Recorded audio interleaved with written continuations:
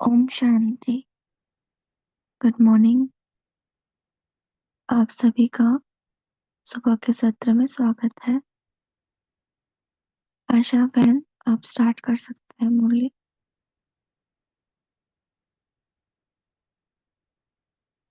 जी sister.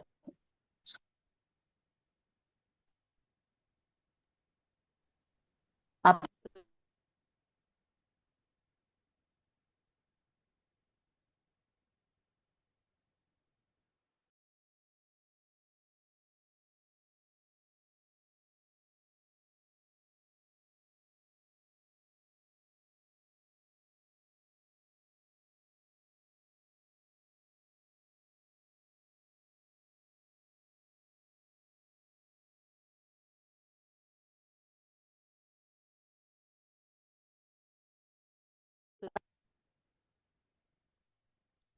Om Shanti.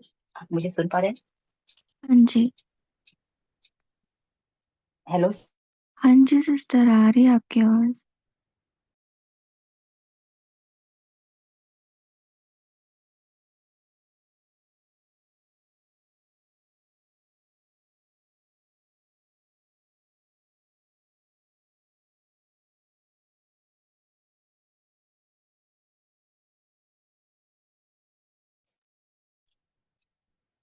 Hello. हाँ जी sister, आ रही है आपकी आवाज। रीड कर दो। हाँ, आज की मुरली 14 मार्च 1982 की है। 14 मार्च 1982। और आज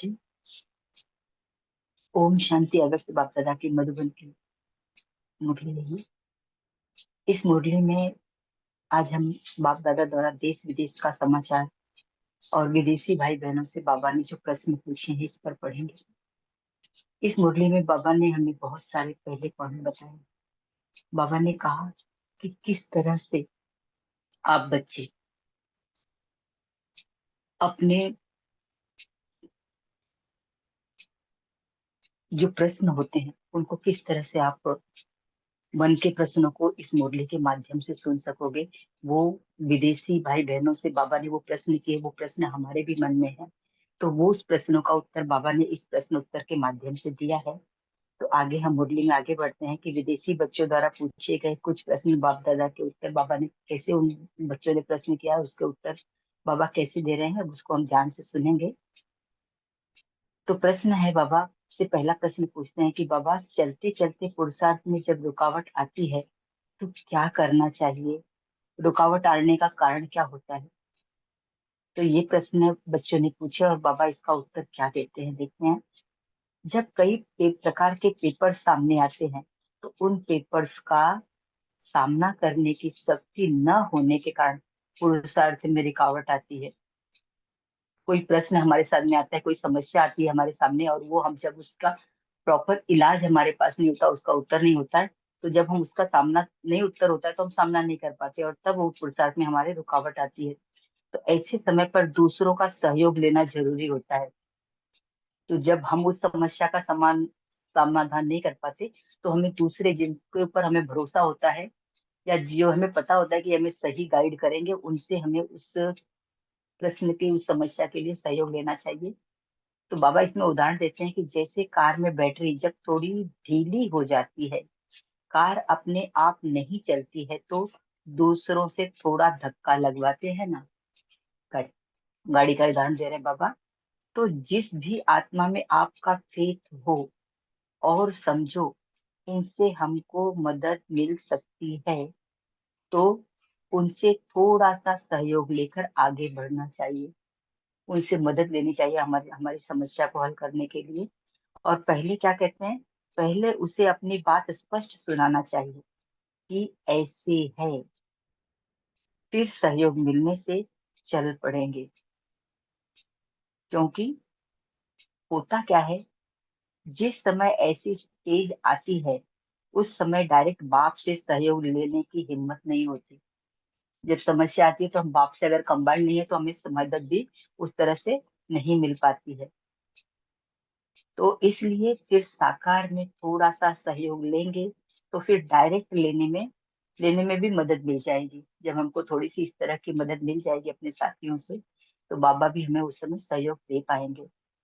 अगला प्रश्न है कि बाबा के साथ हम बच्चे भी चक्कर पर, विश्व परिक्रमा पर कैसे जा सकते हैं? तो बाबा, हमें पता है कि बाबा रात को 2 बजे से उठकर विश्व की परिक्रमा करते हैं, और हर बच्चे को की परेशानी को जानकर उस पर अपने अनुसार हल देते हैं, या वो अपनी मदद करते हैं सकाश के द्वारा। तो बच्चों ने पूछा है कि हम आपके साथ में किस तरह से विश्व की परिक्रमा कर सकते हैं। तो इसका उत्तर बाबा ने दिया है, इसके लिए बाप समान विश्व कल्याणकारी की बेहद की स्टेज पर स्थित होना पड़ेगा। बाबा कहते हैं कि आपको भी जिस तरह से बाबा के समान बनना पड़ेगा। और बाबा इसमें आगे बता रहे हैं कि जब उस स्टेज में स्थित होंगे तो ऐसे अनुभव करेंगे जैसे चित्र में दिखाते हो ना, कि ग्लोब के ऊपर श्री कृष्ण बैठा है। हम्म? विश्व का गोला श्री कृष्ण के हाथ में दिखाते हैं ना, उस पर बैठा हुआ भी दिखाते हैं। तो बाबा कह रहे हैं कि जैसे बाबा श्री कृष्ण का आपको उदाहरण दे रहे हैं, इस तरह से आप बच्चों को भी विश्व के गोले पर बैठना है। तो ऐसे ही विश्व के ग्लोब पर बैठा हूँ, तो ऑटोमेटिकली विश्व का चक्र लग जाएगा। तो आपको क्या अनुभव करना है कि मैं भी बाबा से सकाश लेता हुआ विश्व के गोले पर बैठा हूँ, और बाबा से जो सकाश मुझ में आ रही है वो विश्व के गोले पर जा रही है। इस तरह से जब हम ऊंची स्थिति पर बैठेंगे, तो हम पूरे ऑटोमेटिकली विश्व का चक्कर हम लगा पाएंगे। आगे भी बाबा बता रहे हैं कि जैसे बहुत ऊंचे स्थान पर चलते जाते हो तो चक्कर लगाना नहीं पड़ता, लेकिन एक स्थान पर रहते सारा दिखाई देता है। एक जगह से ही पूरा दिखाई दे जाता है, तो हमें उसकी स्थिति का पता चल जाता है, तो हम इस तरह से चक्कर लगा पाते हैं। तो ऐसे जब टॉप की स्टेज पर, बीज रूप स्टेज पर विश्व कल्याणकारी स्थिति में स्थित होते तो क्या होगा, सारा विश्व ऐसे दिखाई देगा जैसे छोटा बॉल, बॉल के मापे से, गेंद के मापे से हमको दिखाई देगा। तो सेकंड में चक्कर लगा के आएंगे। तो बाबा कह रहे हैं कि इस तरह से कितना आसानी से, आप 1 सेकंड भी आपको नहीं लगेगा, आप पूरे विश्व का चक्कर लगा लेंगे। सारा विश्व ऐसे दिखाई देगा जैसे छोटा बॉल है। 1 सेकंड में चक्कर लगा कर आएंगे, क्योंकि ऊंची स्टेज पर रहेंगे।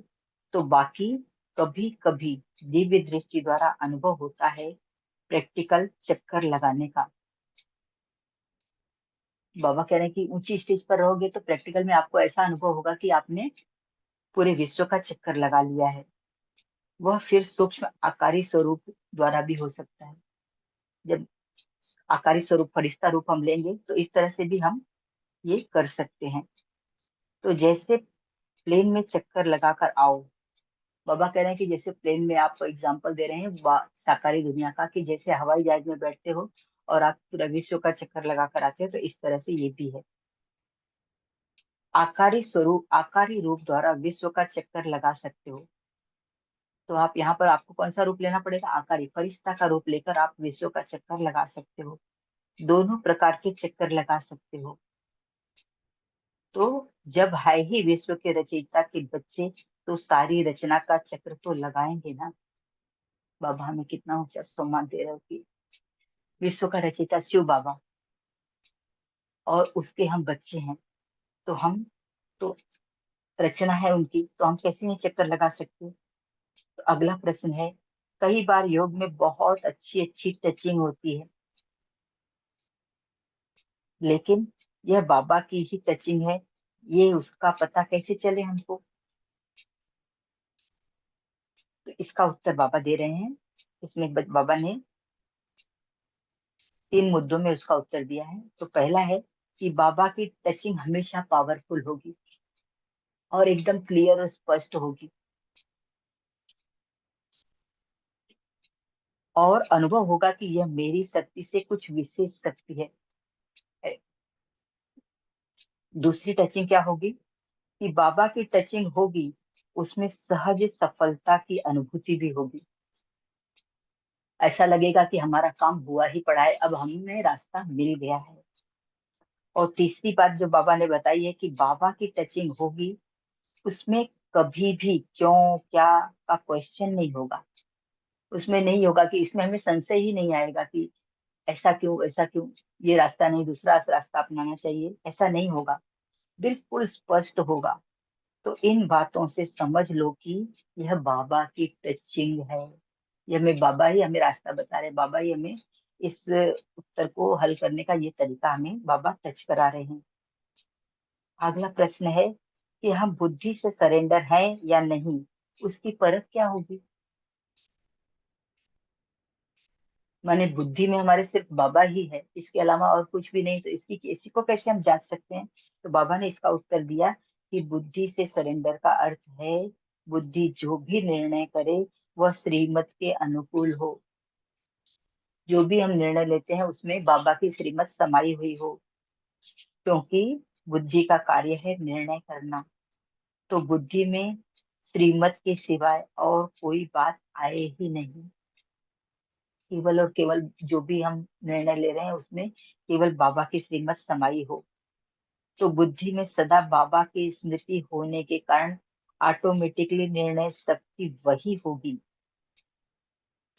जो सही होना होगा वही निर्णय शक्ति हमारी होगी।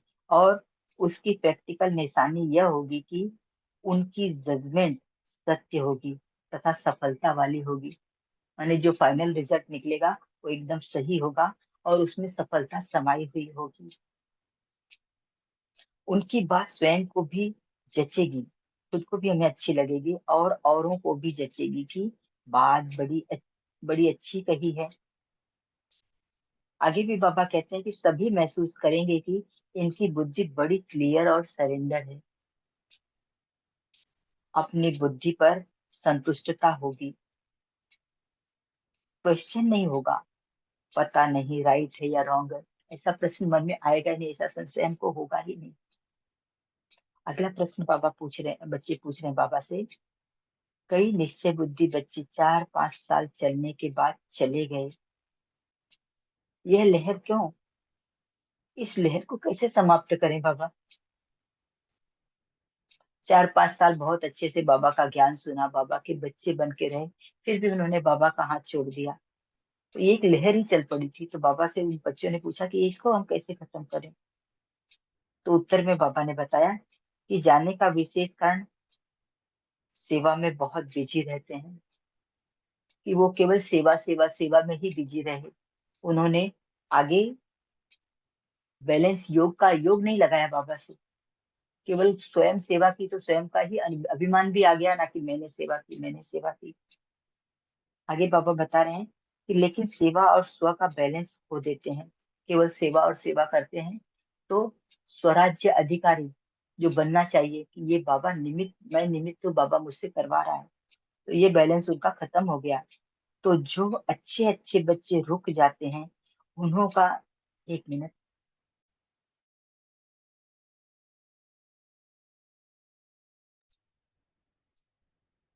एक तो ये यह कारण होता है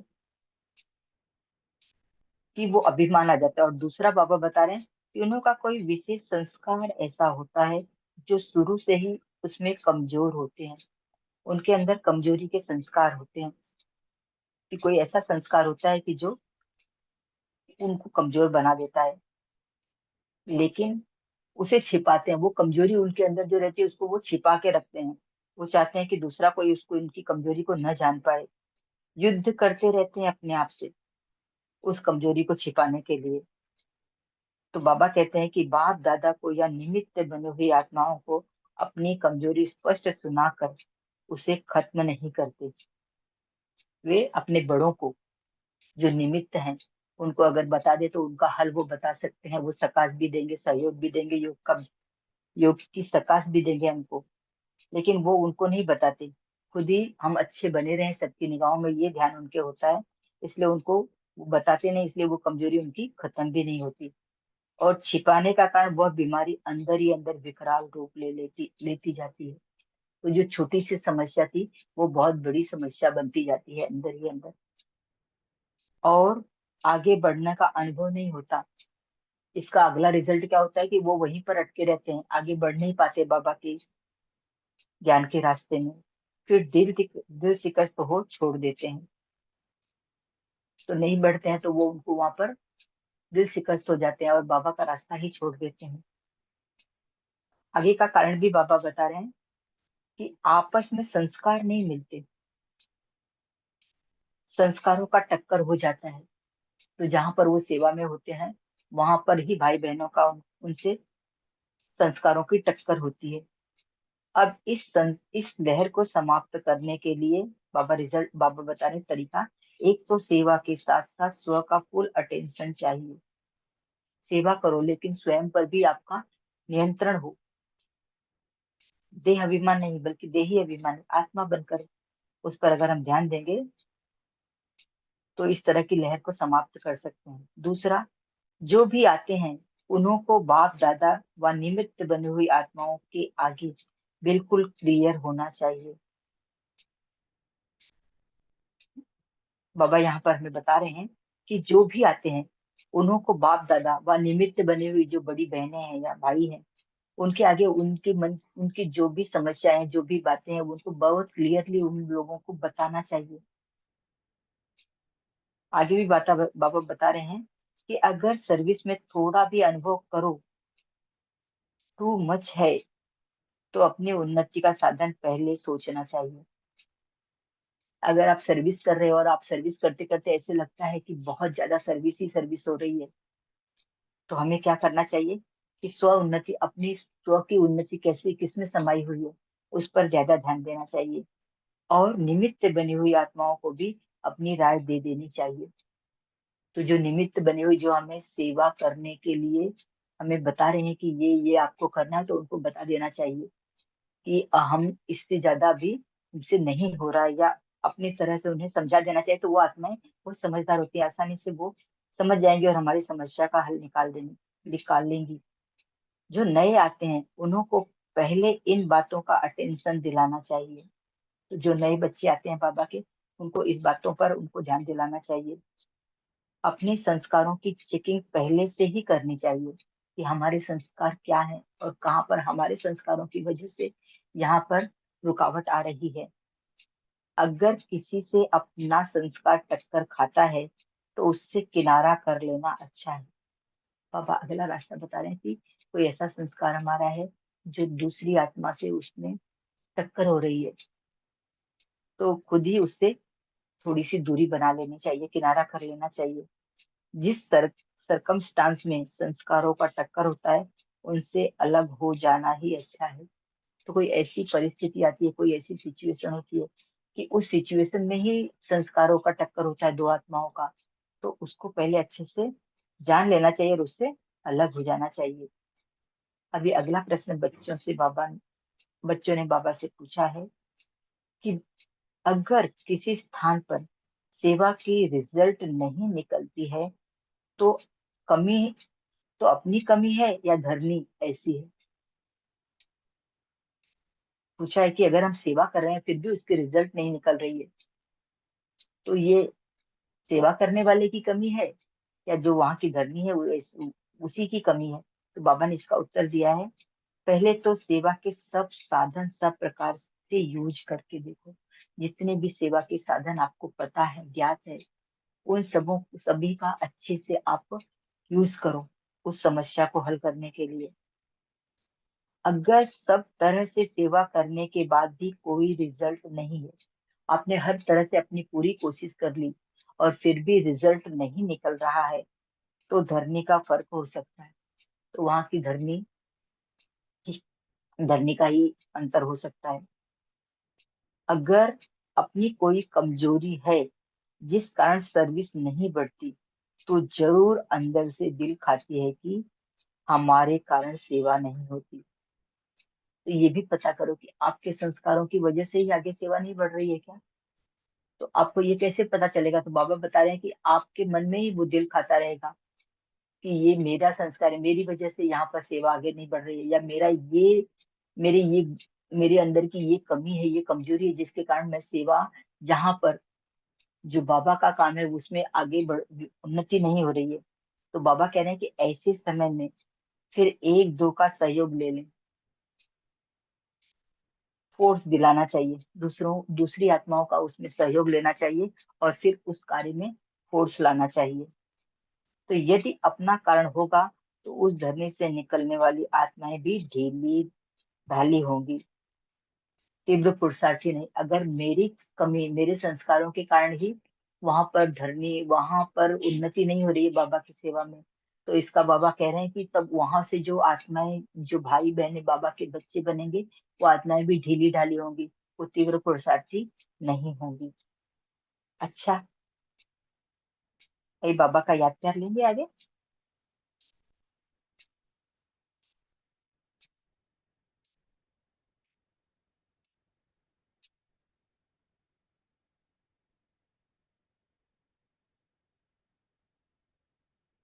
सर्व अप्राप्त आत्माओं को सर्व प्राप्ति कराने वाले, सर्व को परखने का नेत्र दान करने वाले महादानी बाबा, देखिए कितने अच्छे अच्छे टाइटल बच्चों को दे रहा है सुबह सुबह। सर्व को संतुष्टता का वरदान देने वाले वरदानी संतुष्ट आत्माएं, सदा स्व के प्राप्ति के पंखों द्वारा अन्य आत्माओं को उड़ाने वाले, सदा उड़ती कला वाले, सदा स्व द्वारा पाप को प्रत्यक्ष करने वाले, विश्व के आगे प्रख्यात होने वाले श्रेष्ठ आत्माओं को बाप दादा का याद, प्यार और नमस्ते। और हम बच्चों का भी बाप दादा को बहुत बहुत थैंक यू। ओम शांति बाबा। अभी हम 1 मिनट साइलेंस रहेंगे, इसके बाद में जो प्रश्न उत्तर होंगे, चर्चा होगी, उसमें हम सहयोग लेंगे। ओम शांति।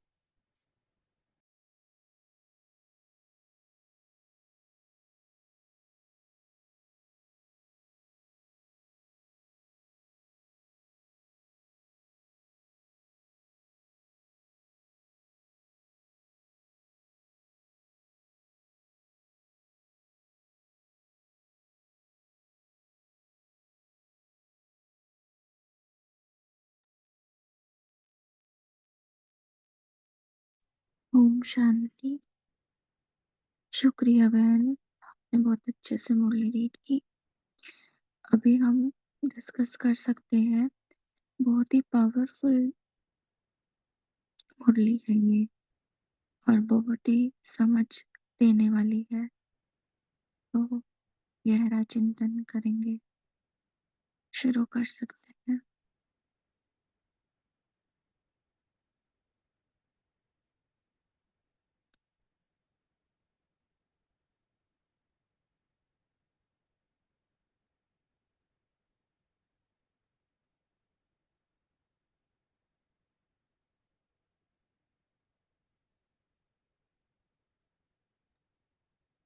आवाज आ रही है ना?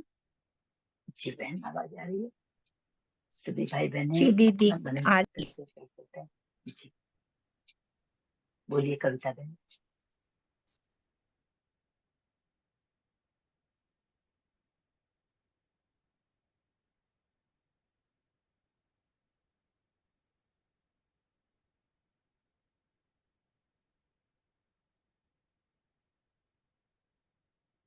हम्म, चलते चलते पुरुषार्थ में रुकावट कब आती है? क्या कारण बताया बाबा ने उसका?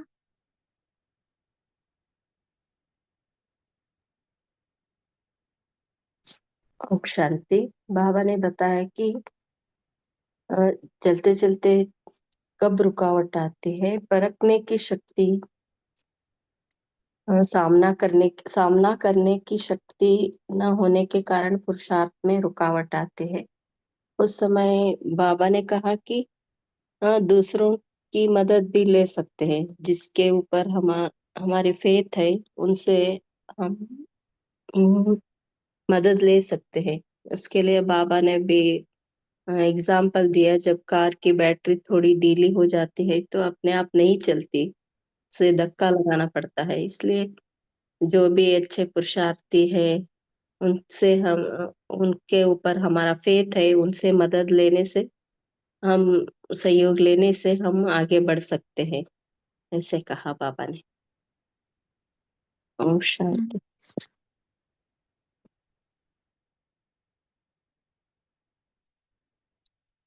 सामना क्यों नहीं कर पाते? शक्ति नहीं है इसीलिए, या और भी कोई बात हो सकती? निपुण बहन बोलिए।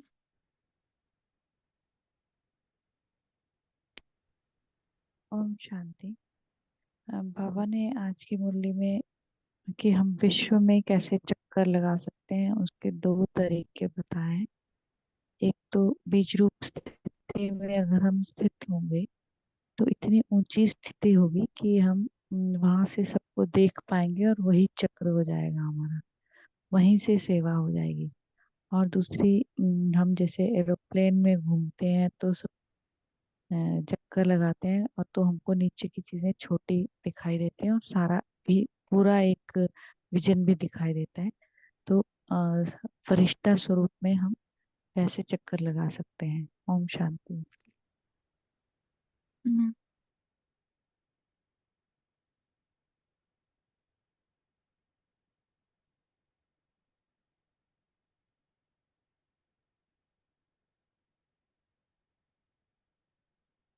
और कंचन बहन बोलिए।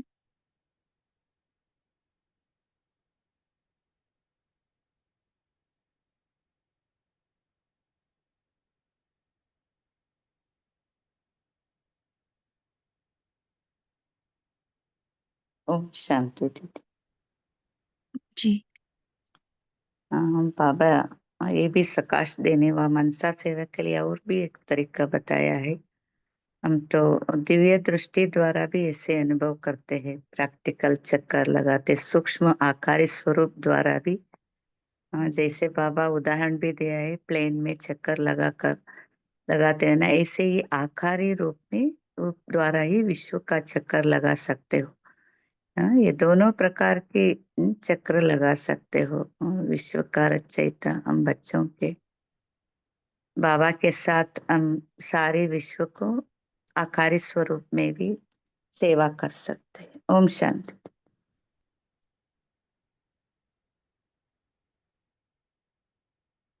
हम्म,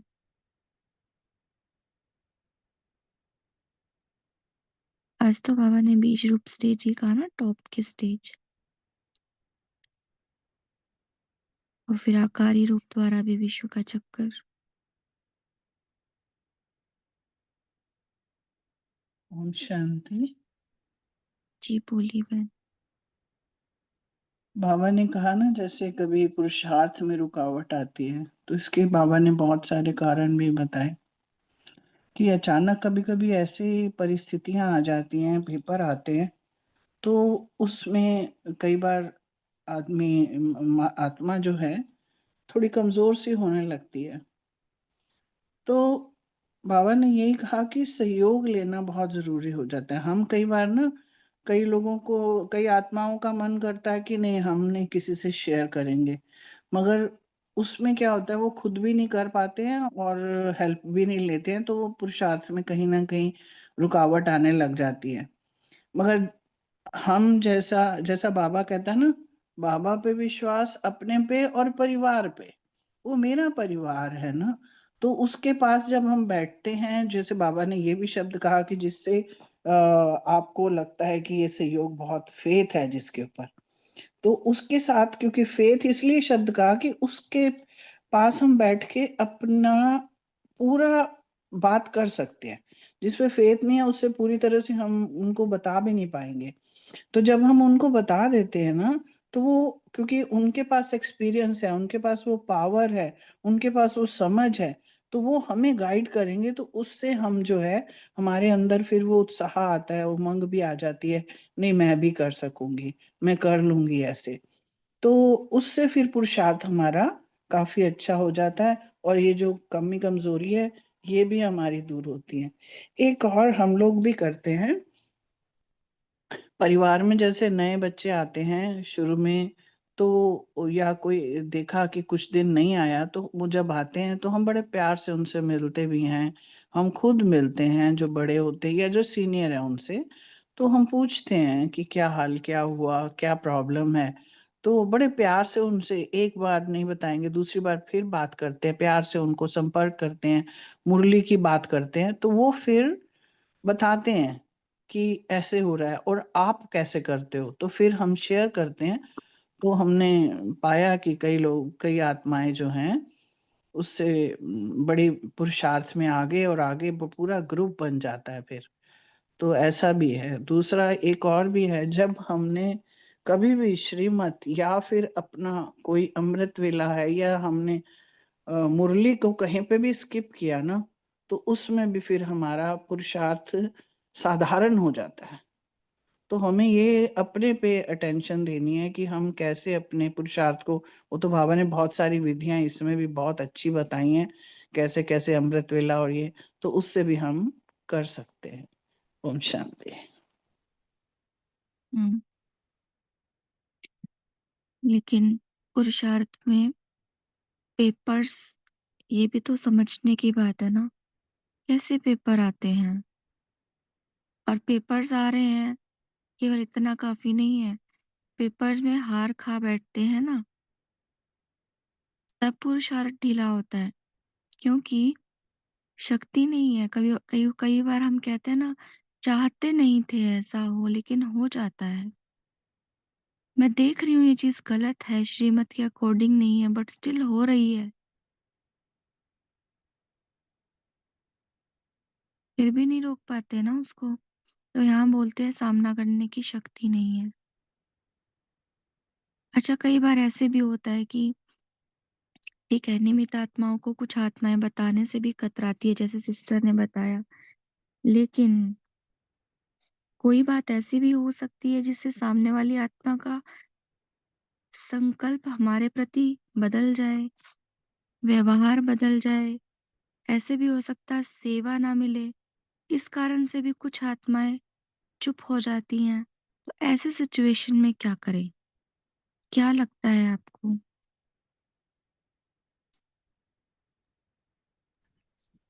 ओम जी दीदी। ओम ओम शांति। एक एक करके, है ना? जी काजल बहन। Thank you. ओम शांति दीदी। ऐसी सिचुएशन में हम ब्रह्मा बाबा से के पास बाबा के कमरे में बैठ के बाबा से सब बातें शेयर कर सकते हैं, तो हमें बाबा से बहुत मदद मिलती है। और सेकंड थिंग, हम लेटर लिख के भी बाबा को डाल देते हैं तो भी बाबा से बहुत सारी मदद मिलती है। क्योंकि हम ब्रह्मा बाबा के जीवन कहानी से भी पढ़ते हैं तो उससे भी हमें बहुत अनुभव होते हैं कि बाबा ने इस परिस्थिति में कैसे अ, सामना किया, फिर परिस्थिति को कैसे फेस किया, तो उससे भी हमें बहुत मदद मिल जाती है और शक्ति भी मिल जाती है। ओम शांति। बहुत सुंदर। नमिता बहन आप बोलिए। ओम शांति। ओम शांति दीदी। आपने जो बोला, जो ऐसे सिचुएशन पर हमको क्या करना है कि जब सामने वाले आत्मा से नेगेटिव सिचुएशन आ रही है, तो हमको बाबा बुद्धि में बाबा को सरेंडर करना है।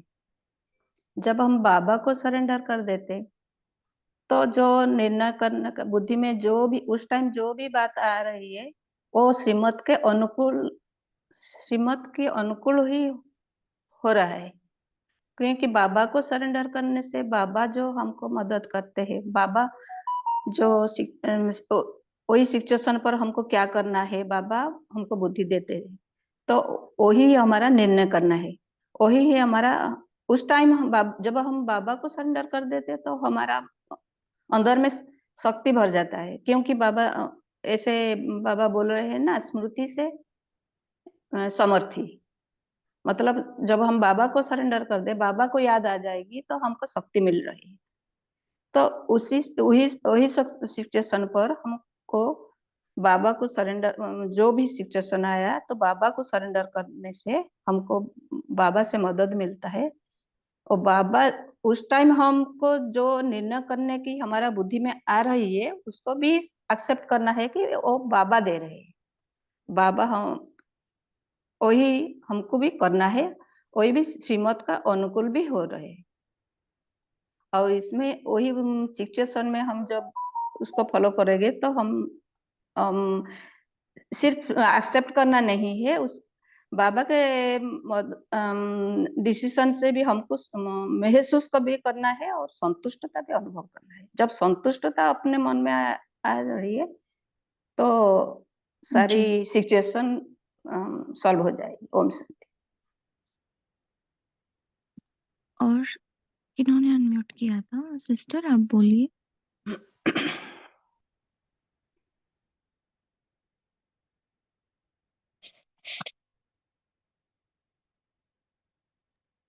ओम शांति। आज बाप दादा कहते कि विश्व को चक्कर लगानी है तो बीज रूप की स्टेज भी चाहिए। और कल भी बाबा ने साकार मुरली में भी कहा है कि सूक्ष्म वतनवासी बनो, शांति का टावर बनो। जैसे कि टाकी नहीं बनना है, मोही में रहना है। जब मोही सदा आप ऐसी स्थिति रखेंगे तो भी विश्व पे चक्कर लग सकते 1 सेकंड में। ओम शांति। बहुत सुंदर।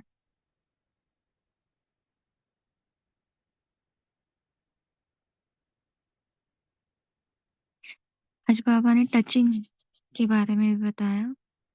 क्या तरीका है उसका? PSC, powerful, success and clear. कि बाबा जो टचिंग दे रहे वो पावरफुल होगी, उसमें पूरी तरह से सफलता दिखाई देगी, सफलता होगी और क्लियर होगी। क्या, क्यों, कैसे का प्रश्न नहीं आएगा। और क्या कहा बाबा ने? ओम शांति। आज बाबा ने कहा कि क्वेश्चन पूछा कि 4-5 वर्ष में निश्चय बुद्धि वाले भी भगंती हो जाते हैं। तो बाबा ने कहा उसका 3 कारण बताया। एक तो स्वयं पर और सेवा में बैलेंस नहीं रखते हैं, वो स्वयं पर ध्यान नहीं रखते हैं, खाली सेवा सेवा में रह जाते हैं। तो बाबा ने कहा कि स्वयं पर भी ध्यान देना है। दूसरा, कुछ ऐसे उनके संस्कार होते हैं जो कि क्लियर नहीं करते हैं और वो अपने में ही लड़ाई करते रहते हैं और उसके कारण वो फिर उसमें हार खा जाते हैं। और तीसरा बताया बाबा ने कि अ, तीसरा कारण बताया कि आपस में संस्कार के टक्कर होती है, उसके कारण वो फिर छोड़ देते हैं। या तो निमित्त बहनों से हो गई या वहाँ कोई ब्राह्मण भाई से हो गई तो फिर वहां जाना ही छोड़ देते हैं। बाबा ने 3 कारण बताया और उसके निवारण का उपाय भी बताया कि पहला, स्वयं पर ध्यान देना बहुत जरूरी है। फुल अटेंशन स्वयं पर होना चाहिए तो सेवा हो ही जाएगी, लेकिन स्वयं पर ध्यान देना है। दूसरा कहा कि अगर निमित्त बनी हुई आत्माओं के आगे बिल्कुल क्लियर नहीं होंगे, या तो बाप दादा के सामने या निमित्त बनी आत्मा को सारी चीजें क्लियर से नहीं बताएंगे और खुद में युद्ध करते रहेंगे तो भगंती होने का कारण रहता है। तो सब चीज क्लियर कर देनी चाहिए। और तीसरा, किसी में संस्कार में अगर टक्कर होती है तो किनारा कर लेना चाहिए। किनारा में बाबा ने एक पहले भी मुरली में कहा था, किनारा मतलब दूर होना, उससे दूर होना नहीं बल्कि अलग होना। तो किनारा और अलग में अंतर बताया। तो बाबा ने कहा उस सरकमस्टांस से अलग हो जाओ, लेकिन किनारा मतलब दूर नहीं हो जाना है। ओम शांति। हम्म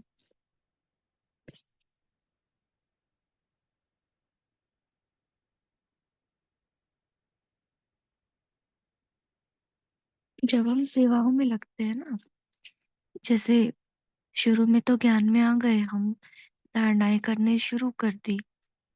फिर जब सेवाओं में चलते हैं ना, तो वो ज्ञान योग कम हो जाता है और फिर परिस्थिति आती है ना तो सामना करने की शक्ति नहीं रहती है।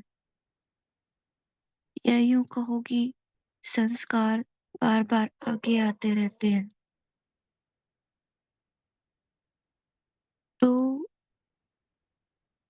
एक समय ऐसा आता है जब आत्मा कमजोर होती है और उसी वक्त फिर कोई संस्कार हैवी होके आता है, भारी होके आता है।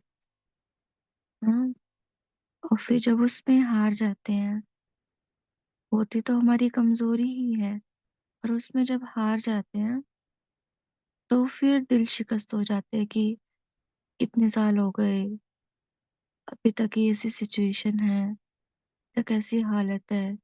इसका मतलब तो हमने ज्ञान समझा ही नहीं, योग किया ही नहीं। ऐसे ऐसे थॉट आत्मा को कमजोर बना देती है। और फिर ब्राह्मण परिवार के सामने ऐसी बात सामने आए तो वो अंदर ही अंदर है ना ग्लानि में चले जाते हैं। इसीलिए छोड़ जाते हैं।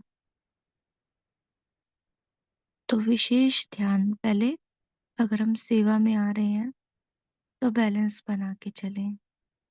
दूसरा, जब हम ज्ञान में आते हैं, ज्ञान में आने के बाद ही परख लो कि मेरे अंदर कौन सा संस्कार ऐसा है जो मुझे परिवर्तन करना है, और उस पर विशेष अटेंशन रख के चलो कि कभी कोई ऐसी सिचुएशन ना बने कि वो संस्कार हमें गिराने का काम कर जाए। तो उस एक विशेष संस्कार पर काम जरूर करें। ऐसे नहीं कि अमृत वेला कर रहे हैं, मुरली पढ़ रहे हैं, चल रहे हैं ज्ञान में, सेवा कर रहे हैं। नहीं, हमारा विशेष अटेंशन जो संस्कार स्वभाव हमारा नहीं है, पुराना है, रावण का है ना, तो उस पर विशेष कार्य हमें करना है। तो ये सीख हमें आज की मुरली से जरूर लेनी है। सावित्री बहन बोली। हाँ जी सिस्टर, सभी को ओम शांति। तो सामना करने की, सहयोग देने की स्थिति परिस्थिति, तो मुझे आत्मा का जो आप लोगों ने डिस्कस किया, इसके आधार पर अगर मान लो परिस्थिति के आधार पर स्थिति बनाने वाले जो हम हैं, अगर मैंने परिस्थिति और उसके ऊपर मेरी स्थिति बन रही है, तो यहाँ पर हम सामना भी नहीं कर सकते और हम सहयोग तो क्या दे सकते हैं। तो यहाँ पर हमें क्या करना है, अचल अडोल रहना है। तो परिस्थिति के आधार पर स्थिति नहीं, लेकिन अपने जो बाबा ने हमें मुरली के आधार पर श्रीमत दी, जैसे बरस के दिया, वरदान दिए, उस आधार पर हमें अपनी श्रेष्ठ स्थिति के आधार पर परिस्थिति को परिवर्तन कर सकते हैं। इसीलिए बाबा ने बोला ना कि जब पूरी दुनिया को देखने के लिए, जैसे ग्लोब की भी एक बात की और फिर बीज रूप की भी बात की, उस स्थिति को हमने इस रूप में देखना है, थोड़ा हट करके। संस्कार जो अभी भाई ने बताया कि भाई उनसे उनसे किनारा नहीं करना, किनारा मुझे पहले अपने लिए देखना कि स्थिति कहाँ, परिस्थिति कहाँ से आई, बाहर की है या मेरे अंदर की है। तो अगर हम उस स्थिति को देखकर हम अगर निश्चय बुद्धि होकर हम वो कार्य करते हैं, तो वहां पर सेवा भी अच्छी होगी। और सेवा के साथ साथ हमें जो बाबा ने श्रीमत दी है, उस आधार पर हम खुद को भी सहयोग मिलेगा वो हमारे लिए, क्योंकि सामना करने की शक्ति ना होने के कारण पुरुषार्थ में रुकावट, तो वहां पर जो रुकावट आई, क्या क्या पता मेरे संस्कारों से ही होगा। तो हमें दूसरों को हम कैसा देंगे सहयोग जब मेरी स्थिति अपनी ही ठीक नहीं है। तो बाबा का यही बोलने का मतलब है कि जैसे मदद की भी बात की, मदद मदद हम तभी ले सकते हैं अगर मेरे अंदर वो स्थिति बनी हो। मैं मदद भी तभी, सहयोग भी मैं तभी ले सकती हूँ आत्मा। तो ऐसी स्टेज पर बाबा ने जैसे डायरेक्ट बाप से सहयोग लेने की हिम्मत भी नहीं रहती बोलते उस टाइम। तो ये सहयोग लेना और देना, ये बाबा ने हम सब बच्चों को बहुत अच्छे ढंग से समझाया है। तो यहाँ पर हमें ऊंचे स्थान पर चले जाना है। और जैसे बाबा ने यहाँ पर ये टॉप जो स्टेज बीज रूप बताई है, तो ये विश्व कल्याण के कल्याण कार्य की स्थिति में स्थित होंगे तो सारा विश्व छोटा दिखाई देगा, जैसे छोटा बाल। बस ये सेकंड का चक्कर, यही ऊंची स्टेज पर रहेंगे तो दिव्य दृष्टि का भी अनुभव होगा। ओम शांति। एक पॉइंट रह गया है हमारा, जैसे बाबा ने कहा ना कि अगर सेवा में रिजल्ट नहीं निकलती तो अपनी कमी है या धरने की कमी है, ये भी देखना है। तो ये केवल सेंटर के संबंध में ही नहीं है बात। जैसे मान लीजिए हम जिस घर में रहते हैं और अकेले ज्ञान में चल रही हैं, तो वहाँ की आत्माएं भी अगर हमारे कई साल ज्ञान में चलने के बाद भी कुछ नहीं समझती हैं या फिर सहयोगी नहीं बनती है, क्योंकि ज्ञान में आना तो सबका अपना अपना पार्ट होता है ना, समय पे ही वो आएंगी, लेकिन सहयोगी जरूर बन जाती हैं। तो अगर ऐसा लगता है ना कि नहीं हो पा रहा है, तो इसका मतलब जरूर हमारी अपनी कोई कमजोरी है ना। क्योंकि ज्ञान देने से सामने वाली आत्मा आजकल इतना नहीं समझती है जितना हमारी चलन देखकर, हमारा व्यवहार देख कर के परिवर्तित होती है। तो हमें भी देखना चाहिए क्या हमारे व्यवहार में, हमारे स्वभाव में ऐसी कोई बात है, ऐसी कोई चीज़ है जो दूसरों को अ, खींच नहीं रही है। तो हमें अपने अंदर की वो कमी मिटानी ज़रूर है। ढीला-ढाला पुरुषार्थ नहीं होना चाहिए ना, तीव्र पुरुषार्थ होना चाहिए। तीव्र पुरुषार्थ यही है, अपने आप को आत्मा, जी। पुरुष के भान में स्थित करना, है ना? हम्म, तो अगर हम उसी स्थिति में स्थित रह कर के व्यवहार में आ रहे हैं, आत्मा के ही संस्कारों को यूज़ कर रहे हैं, आत्मा के गुणों को ही यूज़ करते हुए चल रहे हैं, तो आत्मा में तो कोई कमी है ही नहीं। आत्मा तो बाप समान स्टेज में संपूर्ण पवित्र है, प्रेम स्वरूप है, ज्ञान स्वरूप है, आनंद स्वरूप है ना?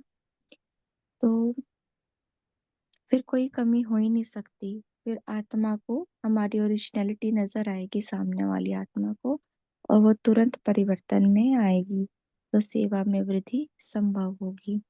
तो ये कुछ-कुछ छोटी-छोटी बातें लेकिन बहुत मोटी बातें हैं आज की मुरली में। अब एक लास्ट पॉइंट शेयर करेंगे कृष्णा बहन आप, उसके बाद जी हम होमवर्क पे चलेंगे और योग पे जी। चलेंगे क्योंकि ओम समय हो गया। ओम शांति दीदी। बाबा जी। ने शुरू में ही कहा ना, किसी ने जब प्रश्न किया कि कब कैसे हम बाबा के साथ चक्कर लगा सकते हैं विश्व का, तो बाबा ने कहा ना, जैसे कृष्ण गोले पे बैठे होते हैं, तो उसी तरह बाबा ने हमें कहा है कि तुम इशारा किया कि तुम अगर अपनी सबसे ऊंची स्थिति में, आत्म स्थिति में, आत्मिक स्थिति में स्थित हो जाते हो, स्वयं को पहचान लेते हो, मैं आत्मा हूँ, मैं कैसी हूँ, तो वो सारी आत्माओं को देख सकती हूँ। सारी आत्माएं मुझे अपने जैसी महसूस होंगी। सब जैसे विश्व का दर्शन होता है, तो सबका दर्शन मुझे हो जाएगा, ऐसा अंदर महसूस हुआ। ओम शांति। हम्म, बहुत अच्छा। पोल का आंसर करेंगे सभी। ओम शांति। दीदी एक एक्सपीरियंस सुनाऊंगी। ओम शांति। जी। हाँ, बाबा ने कहा ना टचिंग, टचिंग के बारे में वो एक पॉइंट रह गया। कैसे पता चलेगा कि बाबा का ही टचिंग है? एक बार क्या हुआ, जब बाबा को याद करते बैठे थे तो बहुत साल पहले की बात है, तो बाबा ने कहा केरोसिन लाओ, केरोसिन लाओ। मुझे समझ में नहीं आया बाबा ऐसे क्यों कर रहा है, तो मैंने केरोसिन लाया, तो बाबा के घर में रहती थी, तो वो क्या हुआ, 4 दिन लाइट ही नहीं आया, करंट ही नहीं था, तो उसका यूज हो गया। तो बाबा की टचिंग ऐसे लगा कि हाँ बाबा ही टचिंग किया है, तो उससे बाबा को पता है ना कल क्या होने वाला है, तो ऐसे मुझे टचिंग हुआ था, बहुत अच्छा लगा बाबा मुझे ऐसा टचिंग दिया करके। हम्म, शांति। तो समय हो गया है। आशा बहन होमवर्क दीजिएगा और योग भी कराएंगे।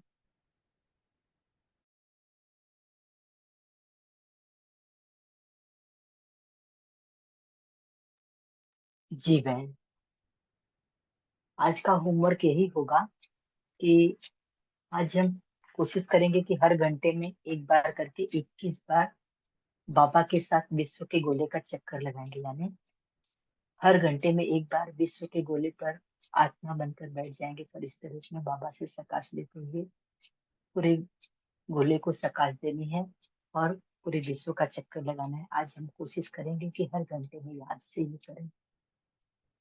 और अब हम चलते हैं योग पर। हम सभी अभी आत्मा रूप भुक्ति सिंहासन पर विराजमान हो जाए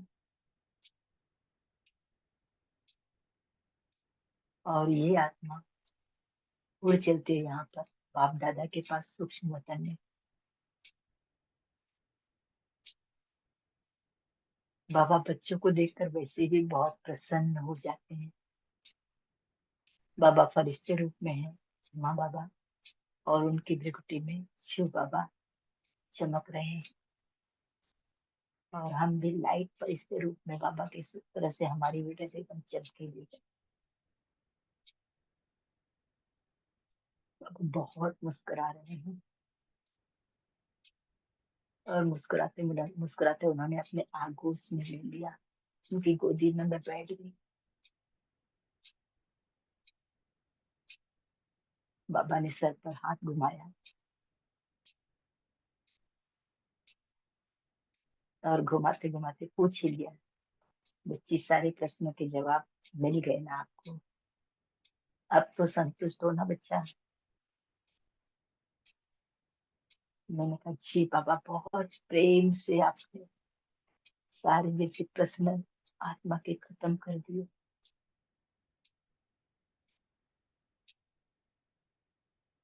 बाबा ने और प्रेम से सर पर हाथ घुमा ही रहे हैं बाबा, और इस तरह से बाप और दादा हम पुनः भृकुटी सिंहासन पर आ गए, और ये बाबा का स्नेह आज दिन भर अनुभव करेंगे। ओम शांति। ओम शांति। शुक्रिया आप सभी का कॉल से जुड़ने के लिए। शुक्रिया बाबा का। आपका दिन शुभ हो। Have a nice day. Om Shanti, सभी को ओम ओम शांति दीदी। ओम शुक्रिया। शांति। ओम शुक्रिया शांति। सभी ओम सहयोगी शांति। आत्माएं। ओम थैंक यू शांति। बाबा।